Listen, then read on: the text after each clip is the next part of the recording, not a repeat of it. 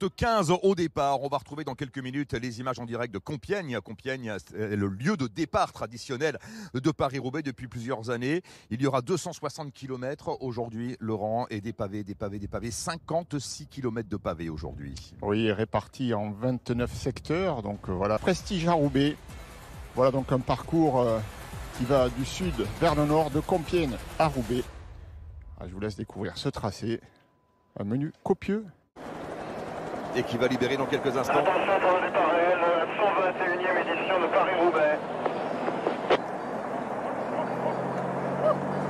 Attention pour le départ réel. Top, départ réel de... C'est parti. Et de Bonte à l'attaque. C'est parti. Et oui, attention. Et c'est un outsider, Dries de Bonte. Et on voit tout de suite la stratégie offensive de la formation Décathlon AG2R La Mondiale. Dries de Bonte avec Oliver Nassen. C'est un duo qui peut faire mal aujourd'hui. Et Dries de Bonte est le premier à tenter l'aventure en solo. De Bonte, il n'est jamais aussi bon que quand il part de loin. C'est un diesel de Bonte. Il a du mal dans les accélérations, mais par contre, il va très très loin dans la douleur et dans l'effort. Ouais, 30 coureurs, mais un sprint malgré tout. Un sprint, Mathieu Van Der Poel qui est passé de 4 à 2 coéquipiers autour de lui pour l'instant. Avant ce virage à droite, ça frotte pour prendre les meilleures places possibles à l'entrée de cette chicane droite. C'est parti. Un demi-tour, de nouveau un virage à droite et on sera dans la trouée d'Arambert. C'est parti. C'est Pedersen. Virage à droite, angle droit, virage en épingle. Et il y aura encore un virage angle droit à la sortie pour aller chercher la trouée. Alors oui, ça ralentit bien les coureurs. Et c'est Mats Pedersen. Mats Pedersen qui a donc le privilège d'entrer en tête dans la trouée d'Arambert. Van Dijk dans la roue, Mathieu Van Der Poel en 4e position. Voilà, bon, tout ça pour ça, voilà. Oui, c'est la classe naturelle qui parle. C'est bien Philipsen devant. C'est Philipsen, Vermeersch juste après. Et Mick Van Dijk. Il a l'air facile aussi Philipsen, attention à lui. On prend les mêmes et on recommence. Mathieu Van Der Poel va sortir en tête de la trouée d'Arambert. Pedersen va faire la jonction avec Jasper Philipsen. Van Dijk. Et Mick Van Dijk.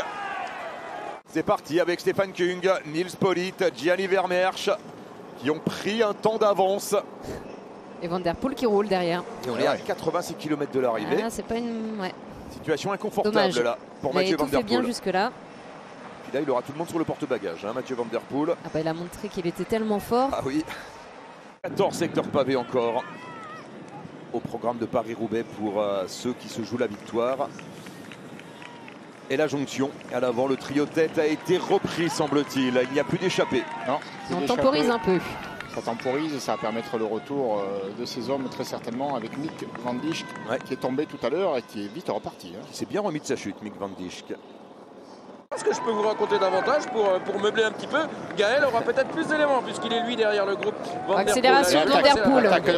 Van Der Poel qui attaque. Mathieu Van Der Poel qui place une grosse accélération dans ce secteur numéro 13. Dans le secteur d'Orchy.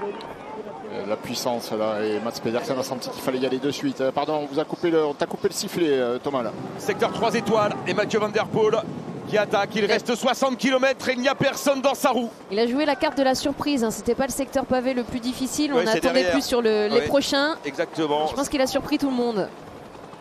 Ce sont les secteurs 12 et 11 qui sont les plus difficiles. Mats Pedersen qui tente de réagir avec Laurens Pitty, Jordi Meeus. Mats Pedersen qui ne doit pas laisser filer Mathieu Van Der Poel. Et il a fait le break. Le champion du monde qui s'envole à 60 km de l'arrivée. Ils sont cuits derrière. 2 minutes d'avance pour Mathieu Van Der Poel qui est maintenant sur le secteur numéro 8, le secteur du Moulin de Vertin. Toujours le même secteur, Templeuve. Oui, en 2 parties. Templeuve suivi du Moulin de Vertin. Il y a des hommes rapides là dans ce groupe. Pedersen, Pitty, Philipsen bien sûr. Évidemment. Philipsen qui fait de la patinette, évidemment, qui ne prend aucun relais pour protéger la fugue de Van Der Poel avec la chute de Stefan Kung malheureusement. Aïe aïe aïe aïe aïe. Non, c'est Pitty, pardon. C'est Pitty ou Kung? Ça doit être Kung, non? Non, c'est Pitty. C'est Pitty qui est tombé. Ah, quel dommage pour le Néo-Zélandais. Première position. Tombé lourdement sur l'épaule en plus, ça a bien tapé là pour Laurens Pitty. Mais il s'est relevé, il est reparti je pense. Il est tombé lourdement sur l'épaule gauche, oui. Quelle ambiance. Il continue à pousser. On est au plus près là, regardez comment suit Mathieu Van Der Poel. Qui continue à prendre des risques, mais tout en maîtrise, tout en contrôle. Il est exceptionnel aujourd'hui, Mathieu Van Der Poel. Un nouveau coup de folie dans la carrière du Néerlandais. Il y en a eu beaucoup déjà. Mais celui-là, on s'en souviendra. Comme on se souviendra de sa victoire dans le Tour des Flandres et cette attaque dans le Koppenberg à 44 km de l'arrivée. Aujourd'hui, il est parti dans le secteur d'Orchi à 60 km de l'arrivée. Regardez l'écart. Bientôt 3 minutes d'avance. Il va sortir du carrefour de l'Arbre avec 3 minutes d'avance sur le groupe Pedersen. Allez, Mathieu Van Der Poel, il le connaît le parcours. Et voici le dernier secteur pavé, l'espace Charles Krupland, qui était roubaisien et qui a gagné Paris-Roubaix. C'était avant la Première Guerre mondiale en 1912 et 1914, le seul vainqueur roubaisien de l'enfer du Nord. Et après l'espace Krupland, c'est l'entrée dans le Vélodrome. Un moment dont rêvent tous les cyclistes, évidemment. Là, il va pouvoir savourer Mathieu Van Der Poel, comme l'an dernier finalement, ce dernier tour de piste. Il avait un petit peu moins de marge l'an dernier, là, cette année. L'an dernier, il avait été très bon. Il était arrivé avec 46 secondes d'avance. Cette année, il a été éblouissant. Exceptionnel. Exceptionnel. Écoutez la clameur du Vélodrome.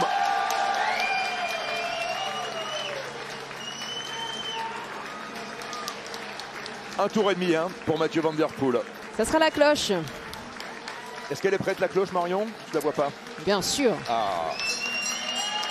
C'est parti. Et là voilà la cloche. Le tour d'honneur de Mathieu Van Der Poel. Encore 350 mètres avant l'arrivée. Avant de parachever ce chef-d'œuvre, tout simplement, on peut appeler ça comme ça. Une échappée solitaire de 60 km pour Mathieu Van Der Poel. Ah, vous pouvez parler de chef-d'œuvre, c'est un artiste. Ouais. Dans son genre, c'est un artiste. Il gagne avec la manière. Il va terminer son tour et demi. Ses rivaux ne seront pas encore entrés sur le Vélodrome. Non. Compte tenu de son avance. Ils ne seront pas la flamme rouge.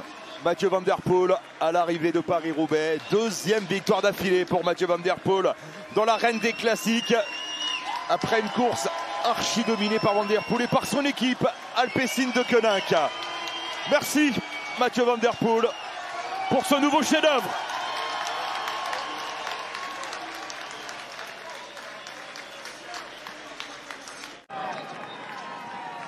Attention à ne pas trop se regarder. Stefan Küng qui est à moins de 10 secondes maintenant de ce trio. La flamme rouge. Et l'entrée dans le Vélodrome pour Mads Pedersen, Jasper Philipsen et Nils Politt.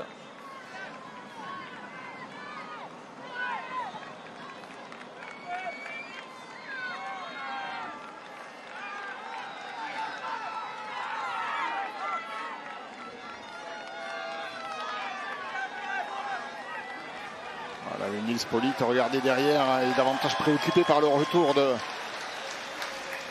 Stefan Küng que par le sprint, semble-t-il. Stefan Küng qui est déjà là, il est rentré dans le Vélodrome. Il est rentré dans le Vélodrome également.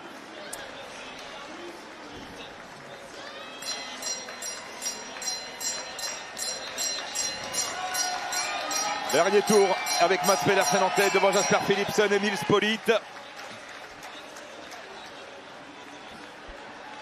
Stefan Küng qui passe à son tour, mais ce sera trop juste. Ce sera trop tard pour Stefan Küng. Stefan Küng qui va donc terminer 5e, comme l'an dernier. On va lancer de très très près pour Pedersen. Allez, Nils Politt Nils Politt qui tente de surprendre Pedersen et Philipsen. Nils Politt, c'est le moins rapide, le moins véloce. Nils Politt qui tient pour l'instant dans le virage. Allez, Nils Politt qui ne peut rien faire face à la vitesse de Jasper Philipsen qui termine 2e, Mads Pedersen 3e, Nils Politt 4e. Nouveau doublé pour l'équipe Alpecin de Koninck. Stefan Küng qui vient prendre la 5e place. Philipsen qui a pris l'intérieur. Le classement de Paris-Roubaix, la victoire de Mathieu Van Der Poel devant Jasper Philipsen, Mads Pedersen 3e, Nils Politt 4e, Stefan Küng à la 5e place et puis Gianni Vermeersch qui vient compléter le triomphe de l'équipe Alpecin de Koninck en terminant 6e. Un doublé et une 6e place pour la formation Alpecin de Koninck.